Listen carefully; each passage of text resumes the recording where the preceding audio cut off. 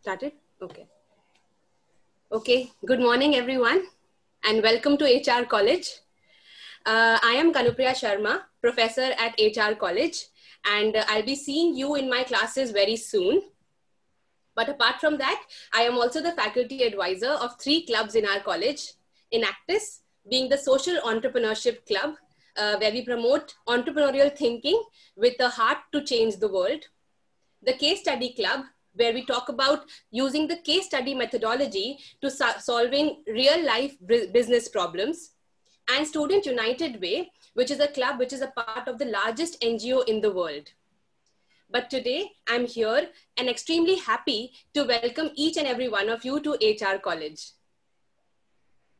HR College has a history of over 60 years, and HR College students have excelled across the world in all domains, including the corporate sector and the non-profit sector as well. Now HR College has become one of the lead constituent colleges of the HSNC University. The strength of HR College lies in its extracurricular activities, and it offers excellent opportunities for students across all domains, including excellent academic standards that we hope to achieve in our classes. Under the leadership of our principal, Dr. Pooja Ramchandani, this magnificent all-round culture at HR College has scaled new heights.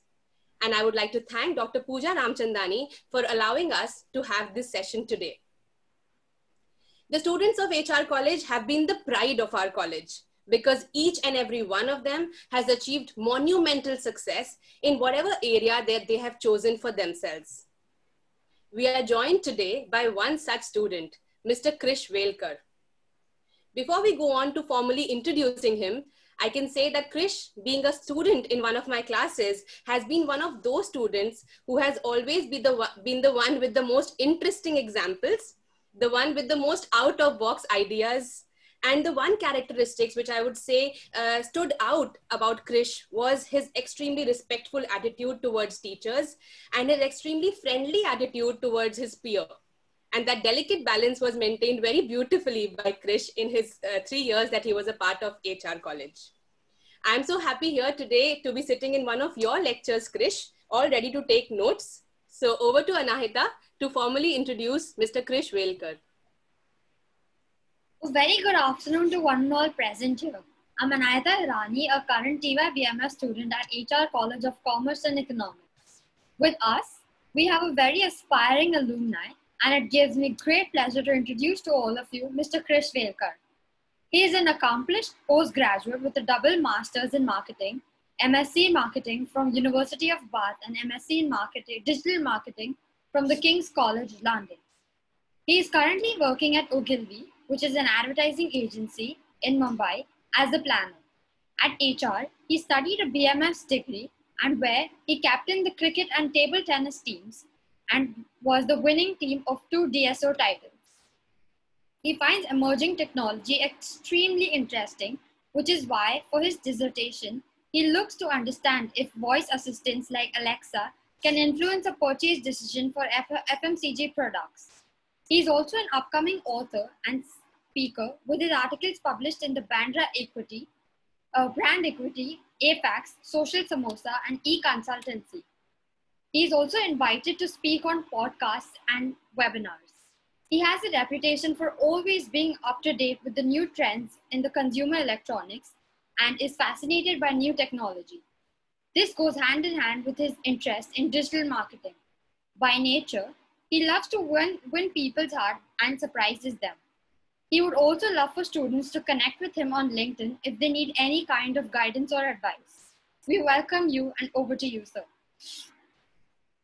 Thank you so much. Thank you so much, Kanupriya ma'am, for such a kind and warm introduction. I think it's great to be back. And it's just, what I really want to do today is really the excitement and curiosity that you created for me when I was studying. That's really what I just want to give back. And it's just great to be back. And thank you, Anahita, too, for such a warm and kind introduction. I'm really, really looking forward to today. Thank you so much. So should I just share my deck? Sure.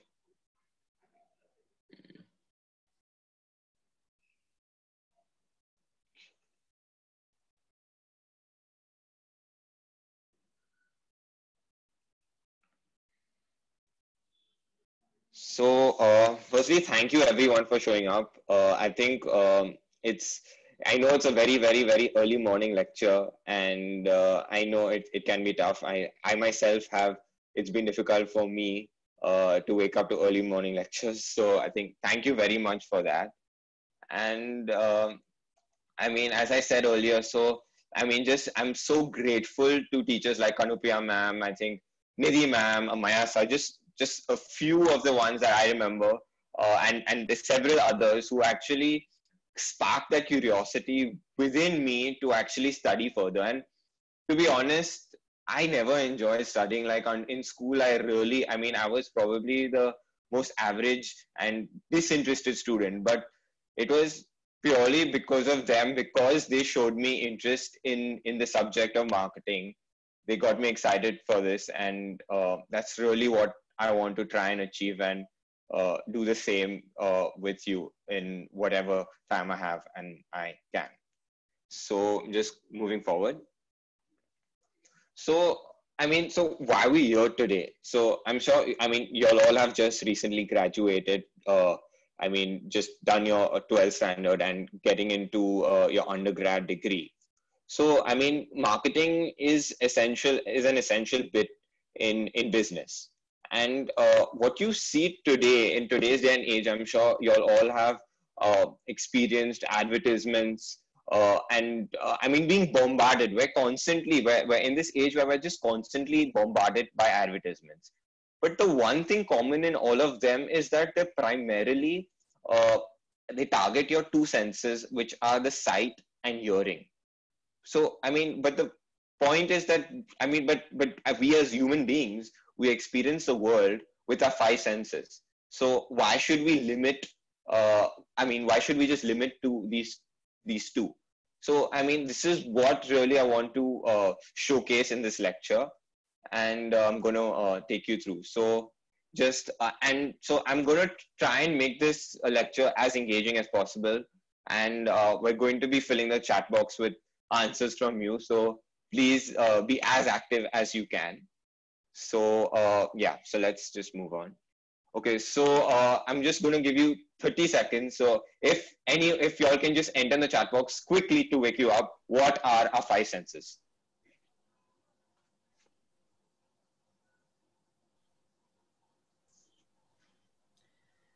So you can use the chat box. You can send your answers to either Anahita or Krish or any of the co-hosts, preferably Anahita, so that she can read out your answers.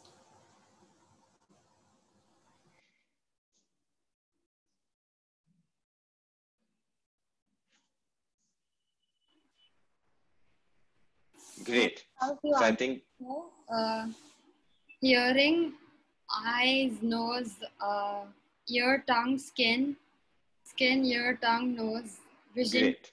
touch, smell. Exactly. So that is this. So I mean, so basically, as I said earlier, so I mean, a lot of advertisements, like probably we're watching Hotstar, we're watching the IPL. It's purely through sight and hearing. So what is more? So that's really what I want to show you. But I'll also dive deep into different ways in how brands have used sight and hearing. So just to give you an overview of what we'll be discussing today. So how each sense really influences us, and primarily examples of just I just want to fill this lecture with examples to show you what brands have done, and just just to give you some sort of inspiration to what marketing can be. So as I said, so just on a very basic level, what is sensory marketing? It's as simple as it can be. It's basically marketing that engages senses and affects our behavior. Now, why is it different than normal or traditional marketing? So the thing with traditional marketing, when it's primarily targets sight and hearing, as I said before. So these kind of messages are seen as marketing messages. But when it comes to the other senses, people don't normally feel that the a product is being marketed to them, and they're not really viewed as marketing messages, which is even better, because when you're not told that I'm selling something to you, you're more likely to buy into it, because you don't feel the person is selling something to you. So I mean, so that's why other focusing on other things like smell, touch, and taste also can be really effective.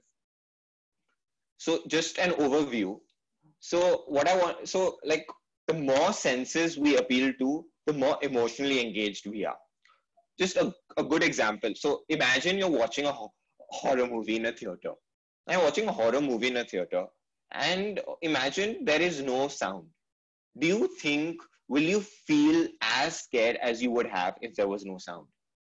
Now let's add, I mean, I think you've probably heard of 4D theaters, where you have smell, you have little touch, you have little wind blowing also. So don't you feel a little bit more engaged in that entire experience when you have, when you're engaged with literally all your senses?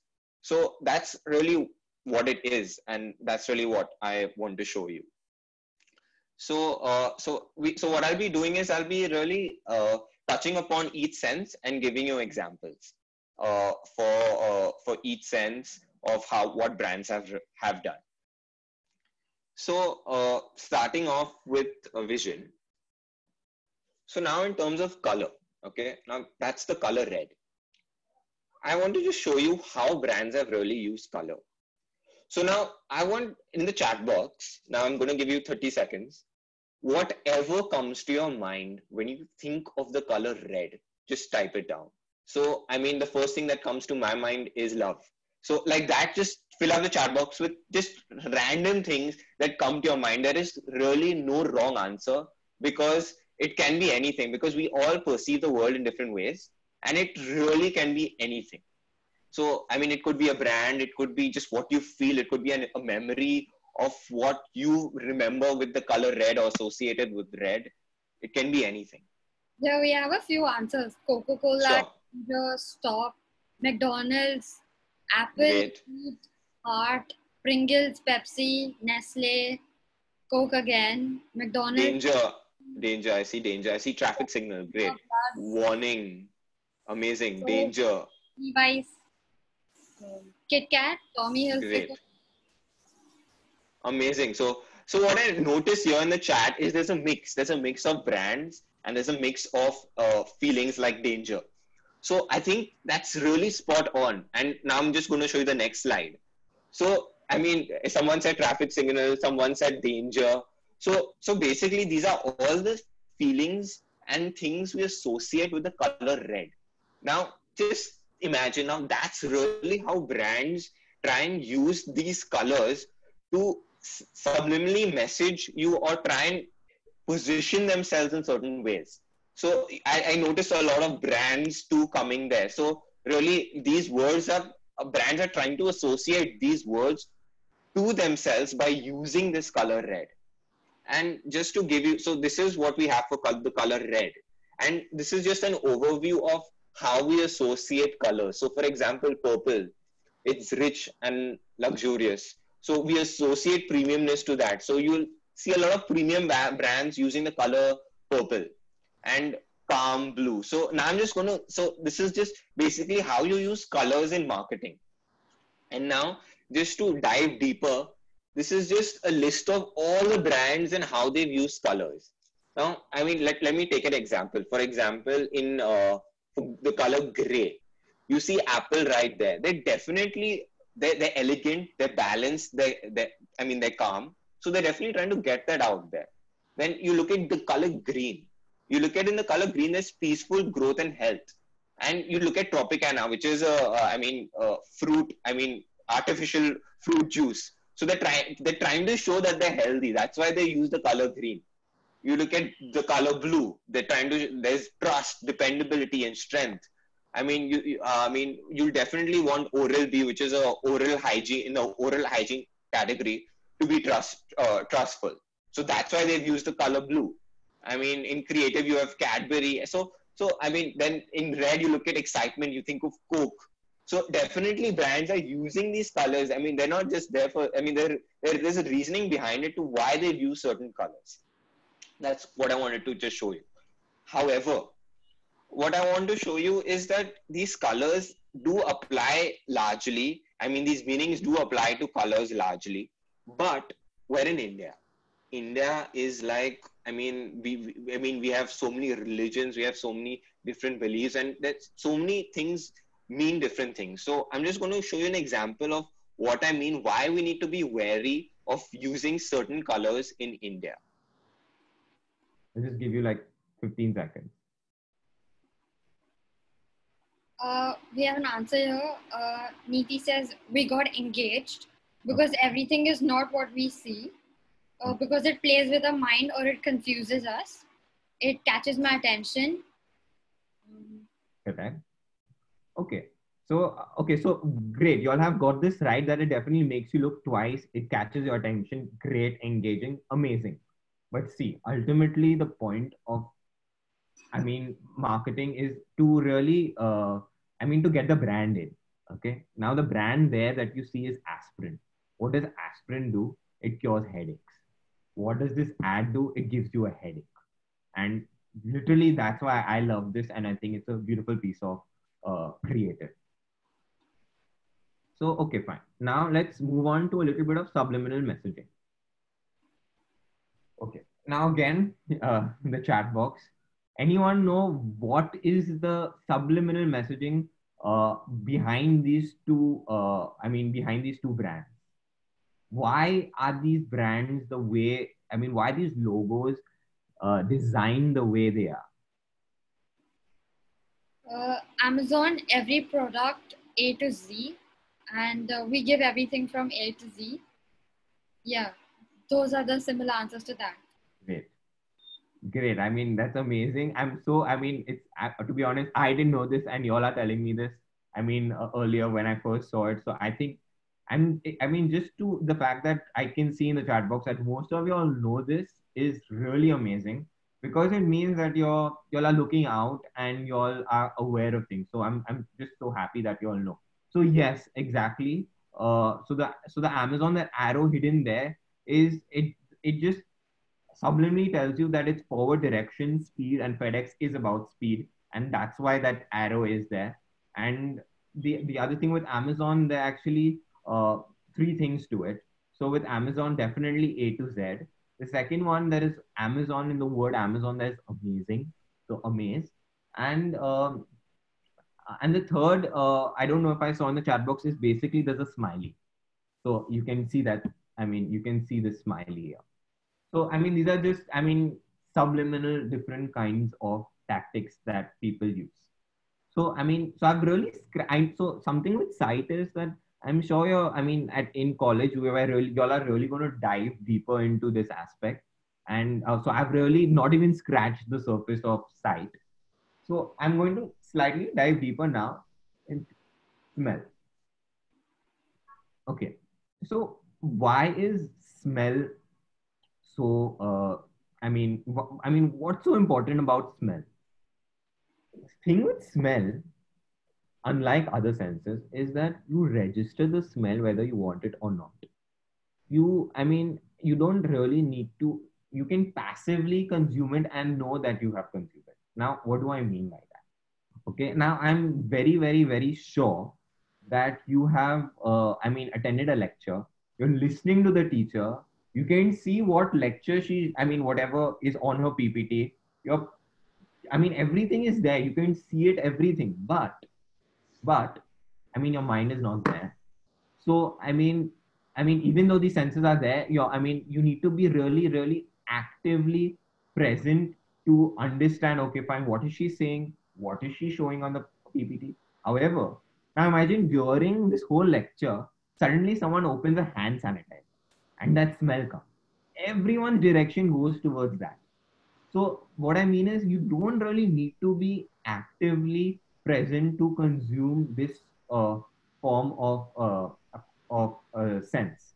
And I think that is one of the most important aspects. And the second is, I think someone mentioned it in the group chat, I think Ronit, about talking about vibe and nostalgia. And that is just spot on. And that is really exactly what this is. So, for example, okay, now let's say, I mean, the smell of, I'm sure I mean, I don't know if you all have got the opportunity to have Raju Chinese yet and HR college because of all of this. But okay, but let's say for somehow you get Raju Chinese in my house, and I smell the food that he's cooking. What will happen is that I will not. I mean, what I will remember is my amazing days in HR college in the canteen because of that smell.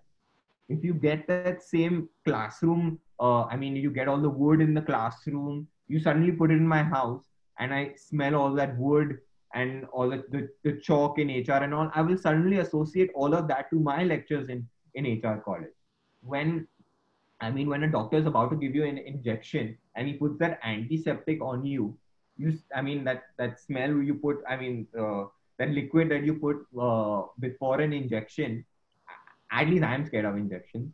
So as soon as you smell that, you know you're going to be injected, and that feeling of like that, you're really scared. That feeling of scared that comes to you. Now that same smell, if I had to make you smell on a beach, on a calm beach, you will still feel scared because you will remember that painful experience.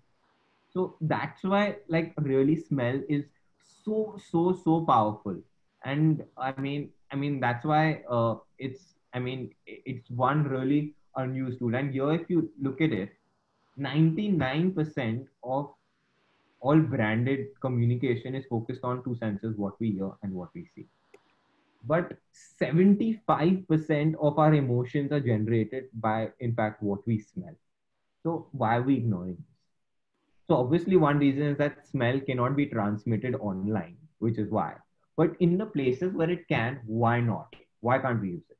So now I'm just going to show you a video to just give you an insight into how a few brands are using it.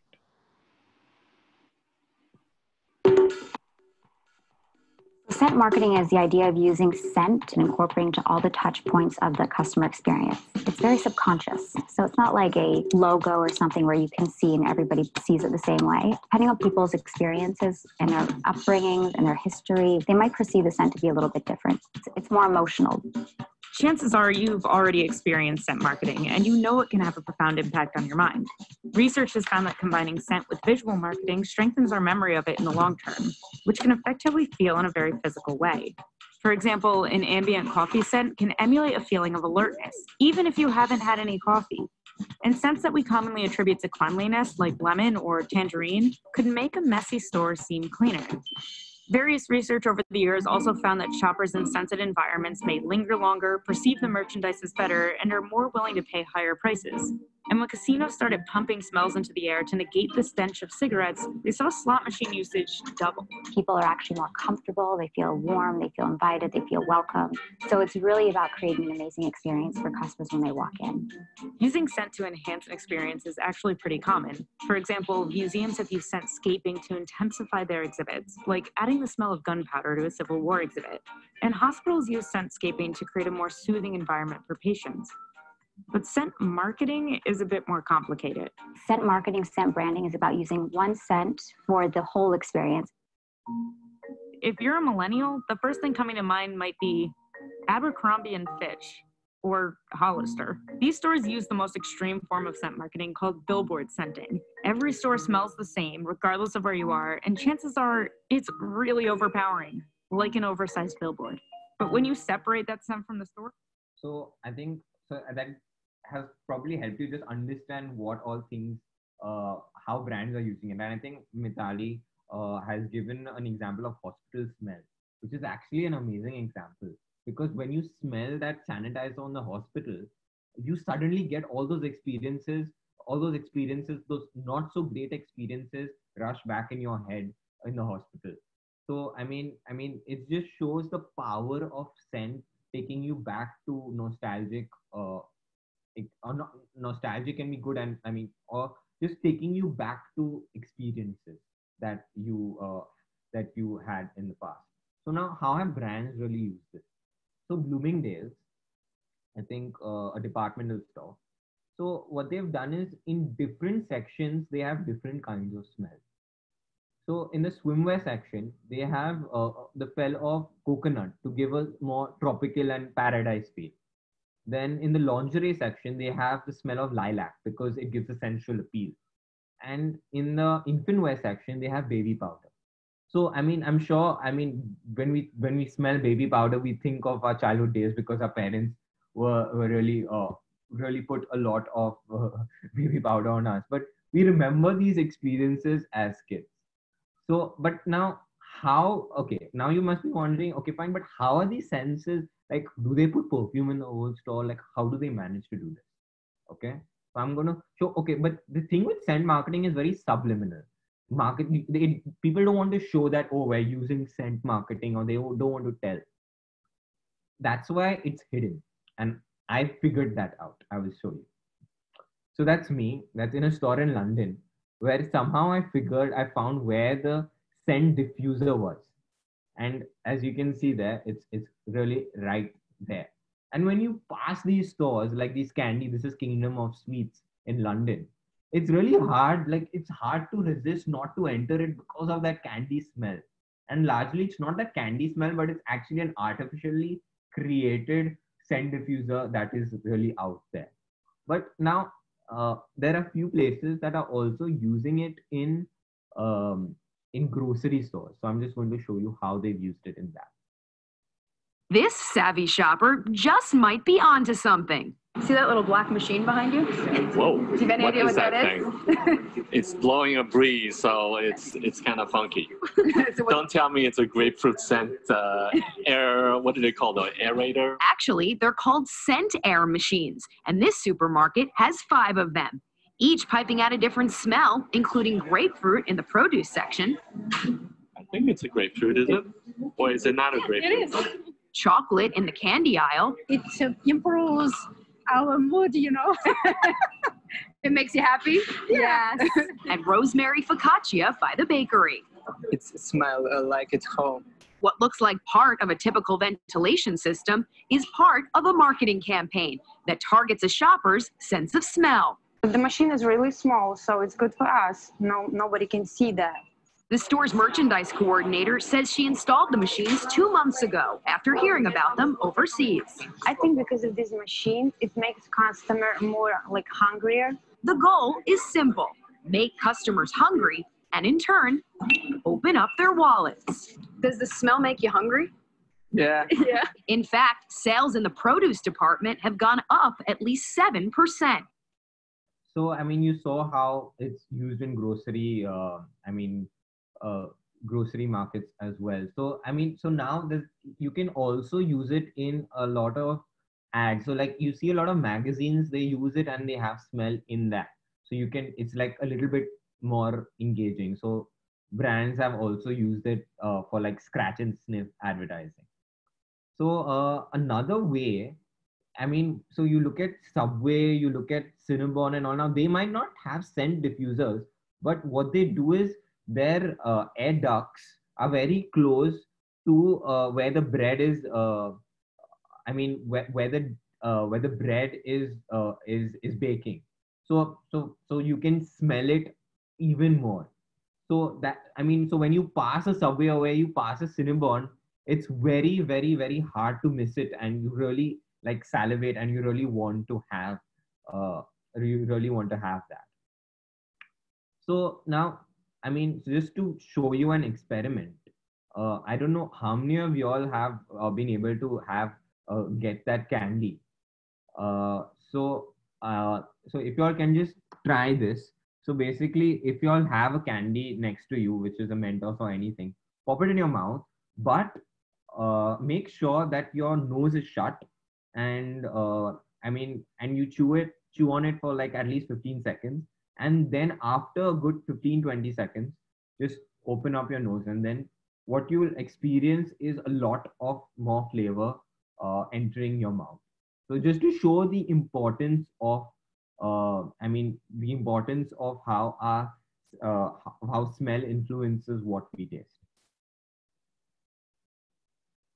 So just to give you an overall idea, this is really how this is what we associate with smell. So, like for example, talcum powder we associate with safety, security, and nostalgia because of our childhood, and also like leather. So we associate with like expensive furniture. So that's just really how brands want to show premiumness. This is really what I've tried to show you all my favorite examples in scent advertising. So now I'm just going to move on and get into a little bit of audio branding. So this is just one very interesting experiment that was conducted. So there was this wine shop, and what they did, in that wine shop, there were a lot of, there was French wine, German wine, there was a lot of different kinds of wine. And they just wanted to see, okay, fine, if the music that they play can influence the purchase of, of wine. So what they did is they first played French music, and they played French music, and what they saw is that as soon as they played French music, there was an increase in sale of French wine. But now, obviously, you could think that's a coincidence, and you could not understand why that happened. So what they did is, okay, fine, French music increases the sale of French wine. Let's try it with something, but we associate, French wine is classy, and we associate wine with France to a certain extent. So let's try this with German. We don't really think of German wine. So they tried playing German music. And what happened is, again, they saw that, okay, German music were playing, the sale of German wine increased. Now, this was a very interesting phenomenon, and they wanted to understand really why this happened. So, what the researchers found is that basically the French music, it activates ideas of Frenchness, and people remember that probably that experience, that amazing experience they had when they went to France, or the French experience of when they watch movies, and they wanted as much as they can of that, because you crave for that French experience, which is why the best and simplest way to get that experience is by getting a French bottle of wine. So that is and this is called it's called a priming effect. It's trying to influence people to do a certain thing. So so that's really how brands have looked to prime people to make sure they buy what they want you to buy. And obviously, because this was subliminal, no customers really believed that any music had any influence on their product choice. But the fact is that the numbers clearly showed that the sale increased when they played, the sale of French wine increased when they played French music. So, another example is Selfridges, which is a departmental store in London. And what they do is they have different kinds of music in different sections. And as soon as you enter, there is slightly fast-paced music. The reason being is that when you have fast tempo and fast-paced music, theory says that you tend to walk faster. So what happens with that is you get so when you walk faster, you go more into the store. And then what they have is slightly slow music in the more premium sections of the Louis Vuittons and the all the very like Hermès and all of that, so that they want you to spend more time. And how do they get you to spend more time in these sections? Is really by playing classical and play not classical, but playing really slow music. So so that just shows that they want you to get in the store and spend more time in these expensive places, so you spend most of your money there. So these are just a few ways of using sound to market. And even like cars they've really engineered the sounds of these car engines to differentiate themselves among these other cars. And you have the fresh pop of Coke when you open, you and Pepsi, you remember that. So this aspect has really been, I mean, they've thought this through to make sure that that sound is very, very, very distinctive. Now, I'm sure you all remember, people also create sound logos. I'm just going to play one and going to see if you all can try and guess it.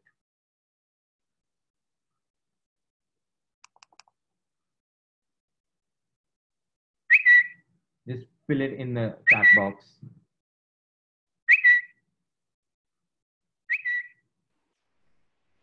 Exactly, Twitter. So, I mean, it's just easily, so like these brands, like you don't even have to see or, so they've really created that brand identity really well. And there are many more examples like that, like you have McDonald's, you have Intel, you have Samsung, you have LG, Life's Good, Skype. So by having that Nokia, Netflix, exactly, Windows, great. So they've really created they've been consistent with their sound to make sure that you remember their brand whenever that is played. So moving on to taste. So taste is also, taste is very interesting because sometimes what we see influences how we taste things. And just to show you, so for example, the way we taste things is highly affected by what product information is there, the brand names, the packaging, the advertising, and even the crunch sound. So it really, I'm just going to show you an example of what I exactly mean. So here, what they saw is that if you add 15% more of yellow only to the green packaging, people felt that there was more lemon in the Sprite. Just to show that, we are irrational beings, and we tend to really go by what we see. And just one example of how we're just so highly influenced by what we see. And another example is that I don't know how many wine lovers are there, but most people, when you added a red dye in a white wine, they genuinely thought it was red wine. Probably a wine lover would not be able to differentiate, but largely, what we see really influences what we taste. And that's why people it's very easy. And that's why they also say, you eat with your eyes. So just to show that it really plays an impact on what you see versus with what you taste. So I don't know how many of you all are MasterChef fans, but there's this restaurant called the Fat Duck, which is a Michelin star restaurant, and they've engineered and tried to market this dish in a certain way that they've literally touched upon all the senses. So if you see underneath the glass, there is actually sand. So there's a feeling of that you could probably touch and play around with that sand. Then that foam that you see there is, in terms of sight, you can literally see the, that's like the froth. So the dish is called the sound of the sea. So that's the froth of the waves that is coming on the seashore. And there's also a smell that they've added, which is the smell of the sea. And the third thing what they've done is they've also added the sound of the sea, which is through the shell. They've given you earphones. So when you eat that dish as a whole, you suddenly feel a little bit more part of it, and it suddenly starts tasting better, and each flavor is a little bit more prominent than it would have been. So clearly you can see that like people are using it, to try and influence and try and position themselves a little bit more premium and get people even more engaged in their product. And just lastly, when you think of touch, so when you think of touch, there are four things when you think of touch. So one is the texture, the weight, temperature, and hardness. So we can feel premiumness when there's certain, like a silky texture we would normally associate with luxury, whereas plasticky would be probably low on quality.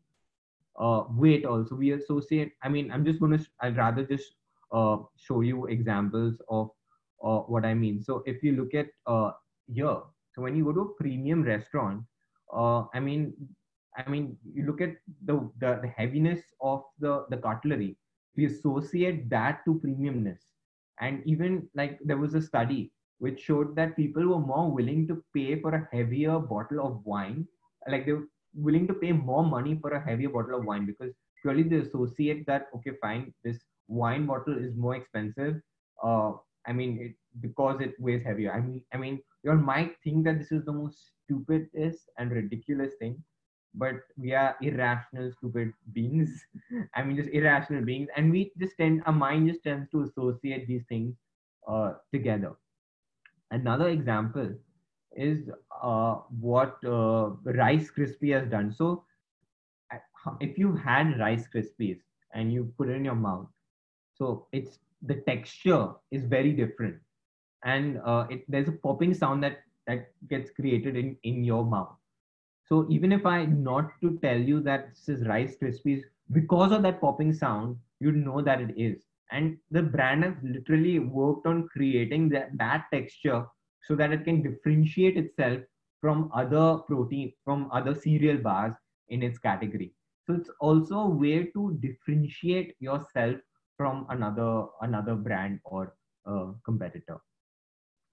Another aspect when you talk about temperature, and I don't know how many of you have watched Big Bang Theory, but what Sheldon's mom says is that whenever someone is sad, that you should give them a hot cup of tea or just something warm, a warm beverage. So, this actually is in line with, academic theory, which exactly a hot beverage. So what it says, basically, when you hold a warm cup in your hand, you suddenly start feeling the world is a better place, and you start being a little bit more agreeable with the people around you. Okay, now pause and think. When shops and places where you go might not know this, but they are doing it to you. Like when you enter a car showroom, when you enter any other place, what is the first thing they ask you is, would you like tea, coffee? Like, yes, it's a gesture of being kind, and they may not even know that this study, and they may be just doing this out of kindness to give you some tea or coffee, but this is what it really does. It makes you be a little bit more agreeable with the person. So if the salesman is trying to sell you something, then you're slightly 5 to 10% more likely to agree with them if you're holding something warm in your hand. So, just the power of how we can look to influence people. And lastly, this is something very, very, very basic. Innocent smoothies. In jewelry shops as well, Gaurav. Exactly. So, so this is just a very simple, basic example. So what Innocent Smoothie did for their refrigerators, they just added this fake grass on their refrigerator, and people could just touch it and touch, like, it's something so stupid and something just like, you could, but differentiated their product from all the other brands. And what the study said, what the results said is that people were like just touched it and just engaged with it. But more than anything, what we care about is sales, and it just dramatically increased or doubled the sales of Innocent Smoothies. So just to show that, there's just different ways in which how people are really using these senses to you. So this is, so just on a general note, to just sum up everything, so what you would need to apply this kind of marketing, you need to first understand the entire customer's journey. And I think, I'm sure in one of your marketing lectures, you'll be in, I don't know if you have service marketing yet, but you'll be understanding the entire journey that the customer goes through. So once you do that, you look at what senses is the customer interacting with us in at that point in time. Like for example, in a website, there's only so much you can do. But when there's an e-commerce platform and when you're sending something home, you could literally add scent to the packaging to get him even more emotionally engaged. So I mean, once you map up these senses based on the customer journey, you will be able to nicely craft and focus on each sense to create a nice sensory marketing plan to engage with the customers even more. So that's it from me. Thank you so much for having me, and please fill in the chat box with any questions that you have or anything you would like to ask me.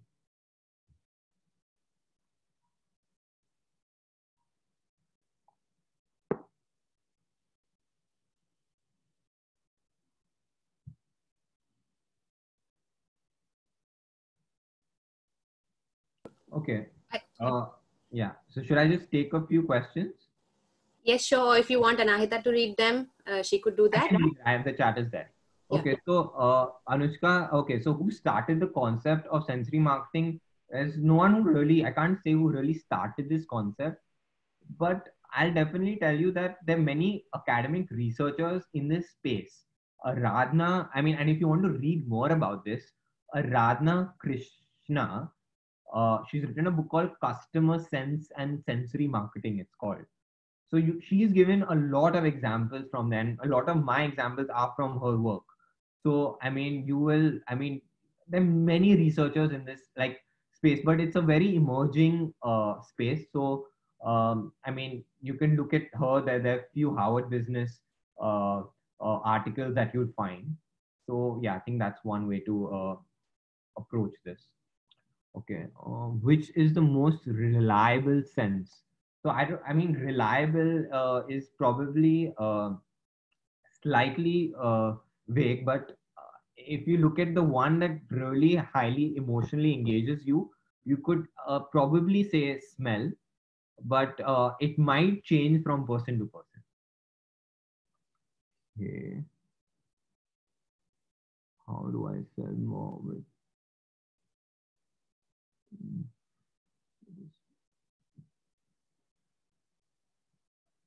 Okay, what if the sweet perfume from fruits fly over to the place where they sell meat?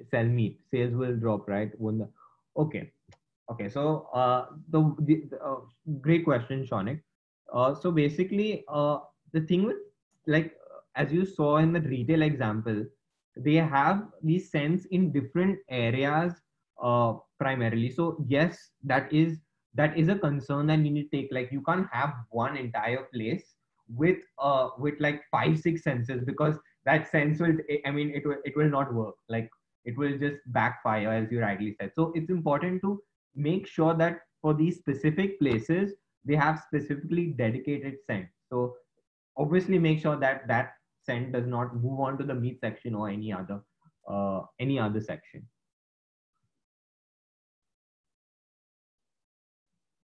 Okay. Okay. So how do you see digital marketing growing further? I mean, I'm just going to frame it in this sensory lecture. So the one thing you can't do right now, okay, so right now I can see you, I can hear you, but I cannot touch you, I cannot smell any product that you're trying to sell me. So a cool idea would be, I mean, when we start, when it becomes so technologically advanced where you can actually engage and feel a part. So with virtual reality coming in, you are trying, I mean, it is definitely engaging you a little bit more and touching, feeling, and being a little bit more experiential. But really, that's where I mean, I think that's where we're headed.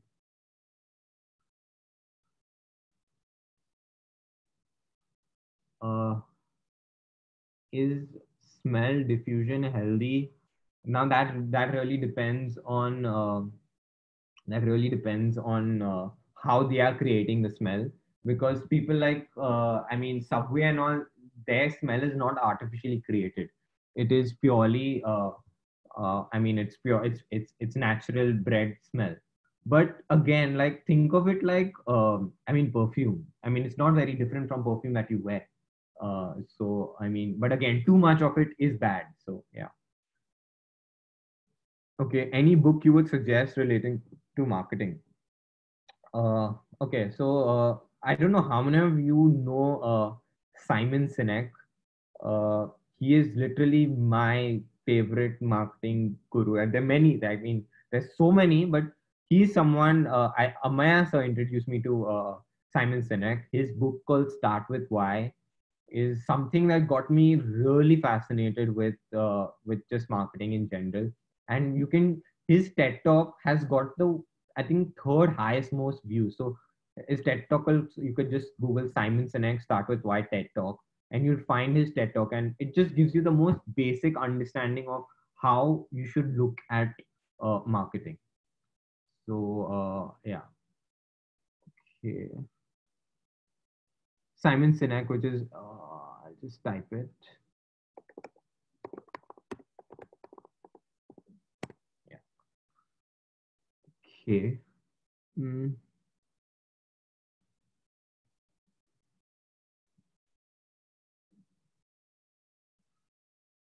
Okay, will a close smell of blood increase the sales of a butcher shop? To be honest, these things you only know once you test. I'm not going to give you a yes and no. Test it out. All what I've shown you right now is based on experiments and research that has been proven.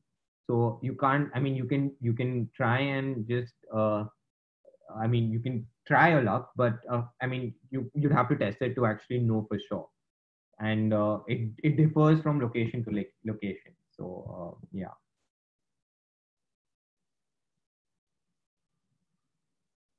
Yes, you can use all the sensors together to maximize sales. Do natural smells work better than artificial smells? It really depends on, as long as the person, I don't think that is it's more about the person not knowing that there is a scent that the brand is trying to market to you by using this artificial experience, by using smell. So as long as they don't know, I think it doesn't really make a difference whether it is artificial or natural.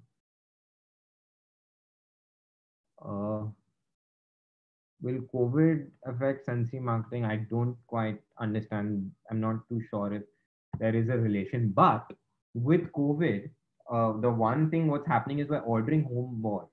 So and one thing what people are not done with e-commerce is they have not used Sent. You can easily use Sent when you're shipping things home. They've not used that. So that's one thing that people could try.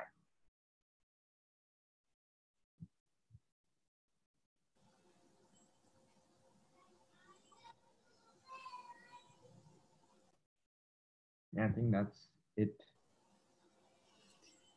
Thank you so much, Krish. It was very enlightening and very, very engaging lecture. Everybody was filling up the chat box, and I'm sure it was brilliant for everyone. I personally have taken down notes, and I'm going to be using these examples in all my lectures for the entire year. Thank you so much, Hari. Yes, I have learned so much, and I would request Professor Rifa to please conclude by giving the vote of thanks. Yes, sure. Hello, everyone. I would like to thank the speaker for today, Mr. Krish Velkar. Thank you so much for introducing the concept of sensory marketing to us. Like it was a very new topic for a lot of us, and the examples you came up with, all of that was so interesting. And especially when you spoke about the groceries using that smell, that is something I wasn't aware of. And thank you so much. Thank you for taking out time for this. And it was good to have you. Next, I would like to thank the principal, Ms. Dr. Pooja Ramchandani, for giving us this opportunity. Thank you so much, Kanupriya ma'am, for arranging this. I would like to thank the technical team, Vidhi Jain, Anahita Hirani, Nishant Jain, and Ashray Manglik. Last but not the least, I would like to thank all the students for attending this webinar and being so interactive and being so active in this. Thank you. Thank you so much. Thank you so much for having me. Welcome. Thank you. So